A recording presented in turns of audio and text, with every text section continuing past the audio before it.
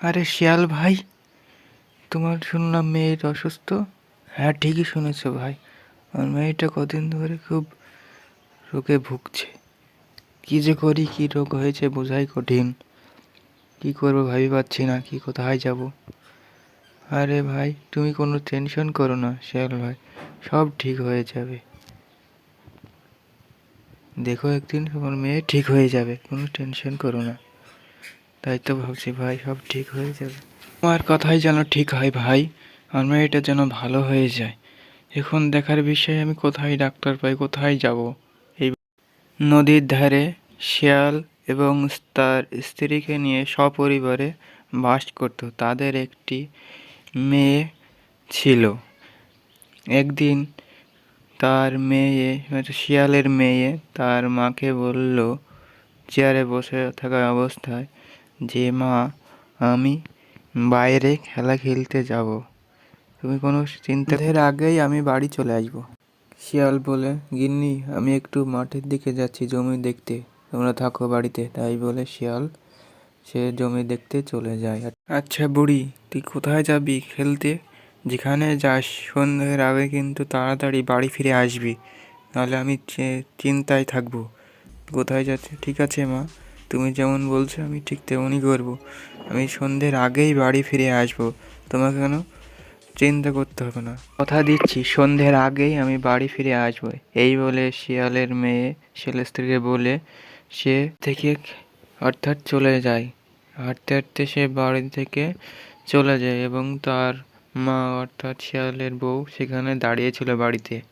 এরপর দেখতে পাই আমরা শিয়াল তার স্ত্রীকে বলে জঙ্গলে অর্থাৎ মাঠের দিকে জঙ্গলের মধ্যে দিয়ে হেঁটে অর্থাৎ তার জমি দেখতে, অর্থাৎ মাঠে। অবশেষে আমরা দেখতে পাই যে শিয়াল তার জমিতে এসে পৌঁছায় এবং সে তার জমিতে দাঁড়িয়েছিল এবং সে বলছিল যে, এই জমিতে তো আমার ভীষণ ভালো ফসল হয়েছে দেখছি, বেশ আর কদিন পরে এইগুলো ঘরে তুলতে হবে, এইগুলো বেচে আমি প্রচুর টাকা পেতে পারি।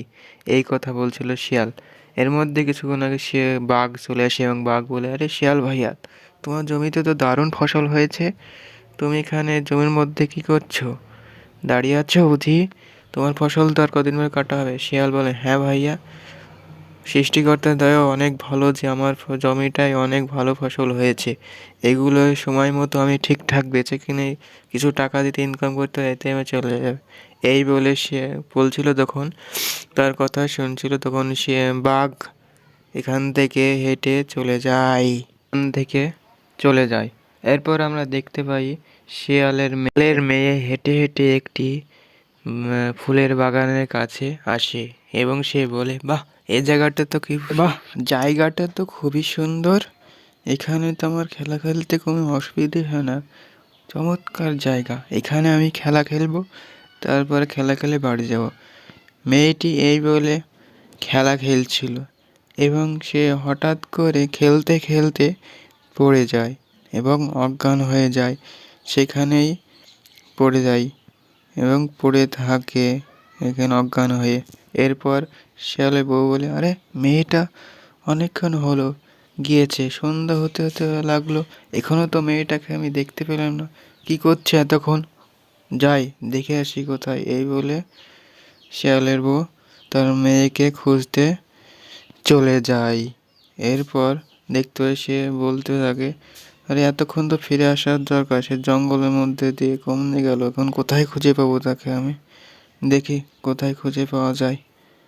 এই বলে শিয়ালের বউ খুঁজতে খুঁজতে সে জঙ্গলের মধ্যে দিয়ে যাচ্ছিল। সে জঙ্গল পেরিয়ে সেই ফুল বাগানের কাছে আসে এবং দেখে সে তার মেয়ে পড়ে আছে এবং বলতে থাকে, আরে মেয়েটার কি হয়েছে, এখানে এইভাবে পড়ে আছে যে, কি হলো কিন্তু বোঝাই যাচ্ছে না মেয়েটার কি হলো এই সময়।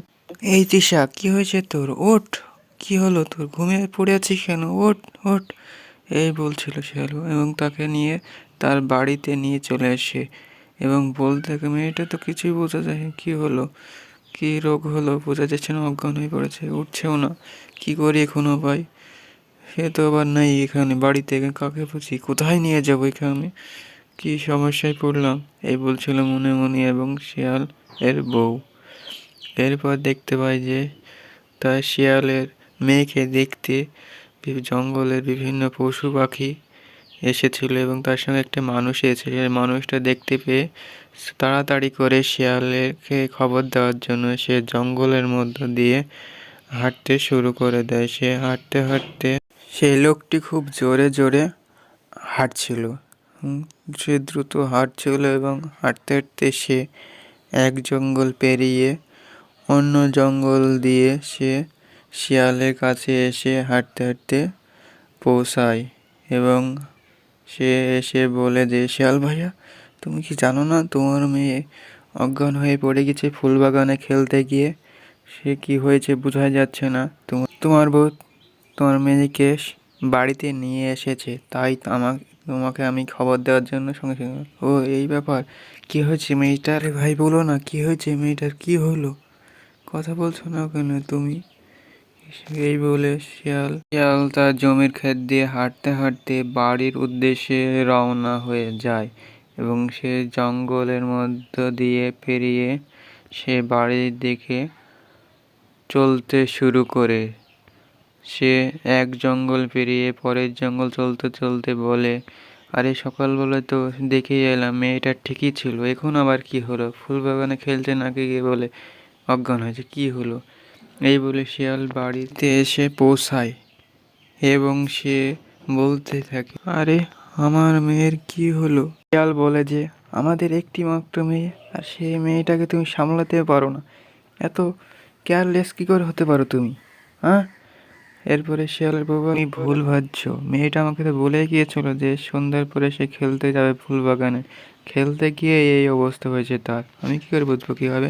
এরপর আমরা দেখতে পারি শিয়াল ডাক্তারকে খবর দেয়, এখানে টুনি ডাক্তার আসে এবং সে সেই শিয়ালের মেয়ের বিছানায় গিয়ে বসে এবং সে তার স্টেথোস্কোপের সাহায্যে পরীক্ষা করতে থাকে ডাক্তার টুনি।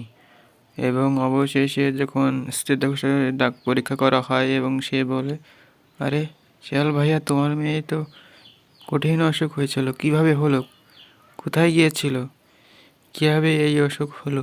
এ তো কঠিন হবে, সহজে সারবে না মনে হচ্ছে, কী যে করি? তারপর শিয়ালের বউ বলে, আরে টুনি ডাক্তার দি, এভাবে বলছো কেন? আমি কিভাবে বাঁচবো?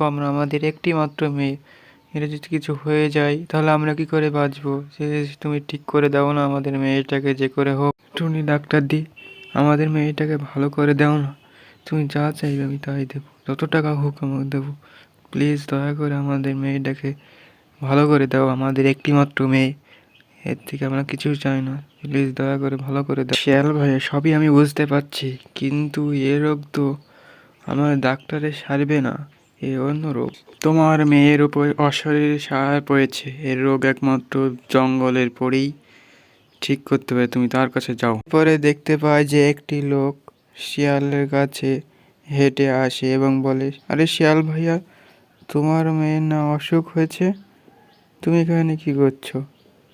তোমার বাড়িতে তো ডাক্তার আসার কথা।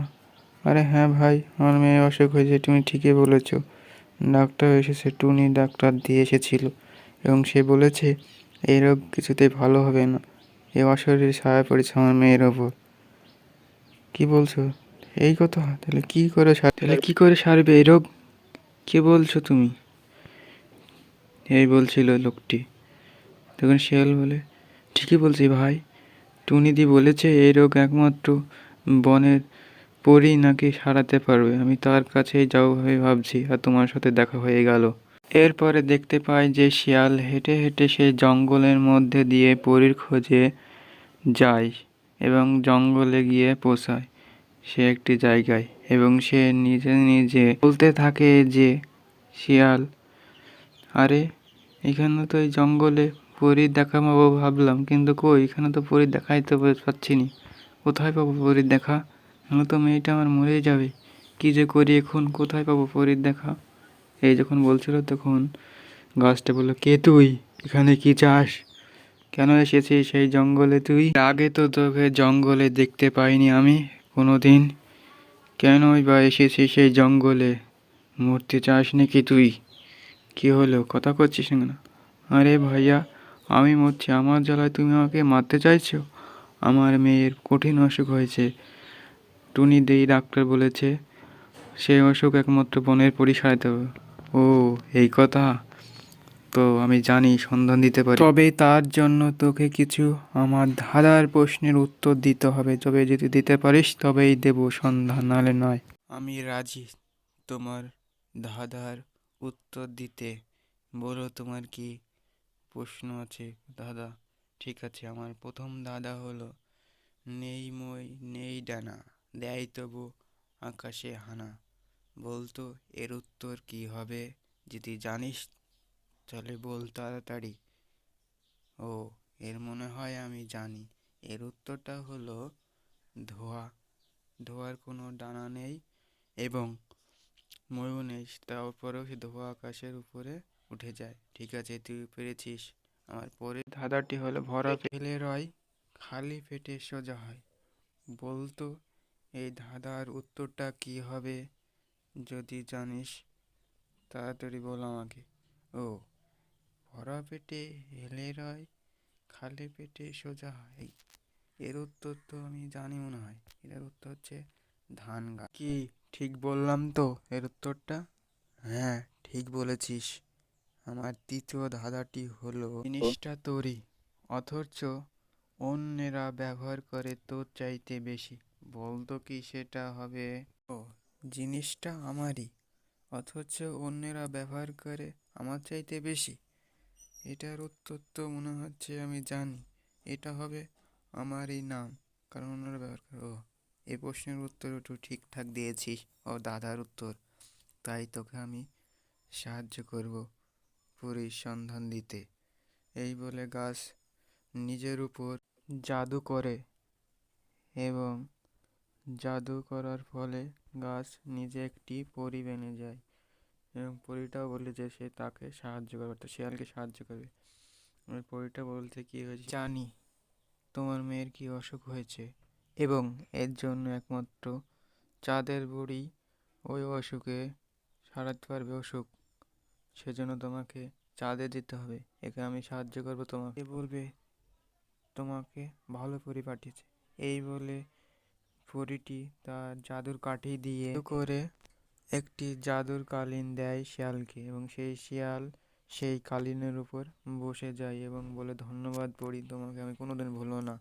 এই বলে শিয়াল সে জাদুর কালীনের উপর চড়ে চলে যাচ্ছিল আকাশ দিয়ে এবং সে চলে যায়, জাদুর পরীটিও ওখান থেকে চলে যায়।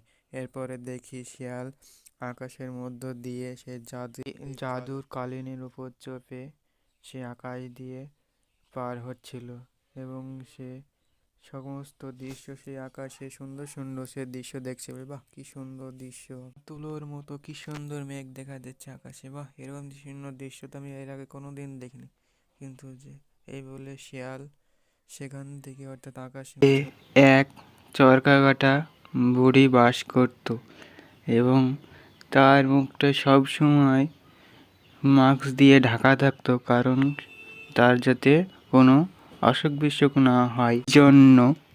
এরপরে শিয়াল সে জাদুর কালীন করে চাঁদের মাটিতে নেমে আসে এবং সে বুড়িকে বলে, আরে বুড়ি, তুমি মুখোশ পরে কেন? কি হয়েছে তোমার?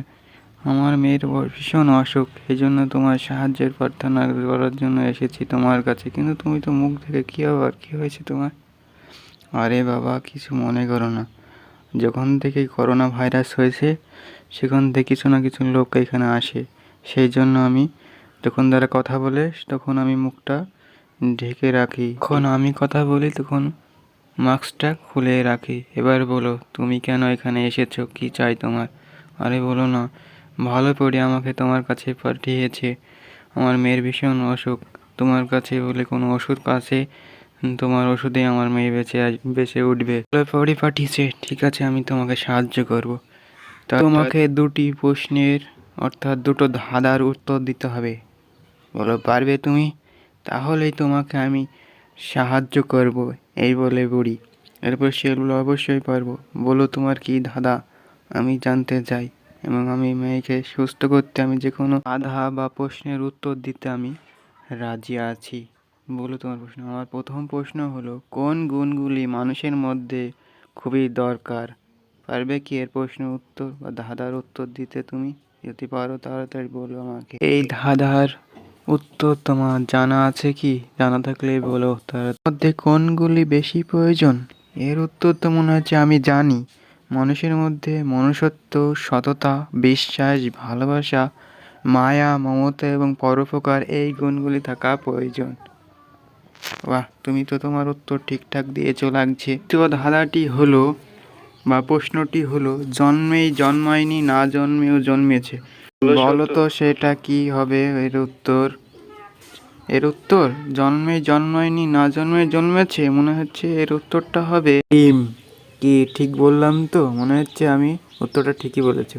হ্যাঁ, তুমি সমস্ত প্রশ্নের উত্তর ঠিকঠাক বলেছো। তোমাকে একটি গাছ দিছি, এই গাছটি তোমার মেয়েকে নিয়ে গিয়ে শোয়াবে গাছটি, তাহলেই তোমার মেয়ে বেঁচে যাবে। এই নাও এই গাছটি নিয়ে তোমার মেয়েকে শোয়াবে, তাহলে তোমার মেয়ে বেঁচে যাবে। এই বলে শিয়ালকে সেই গাছটি দেয় সেই চাঁদের বুড়ি, এবং সে গাছটি নিয়ে যায়।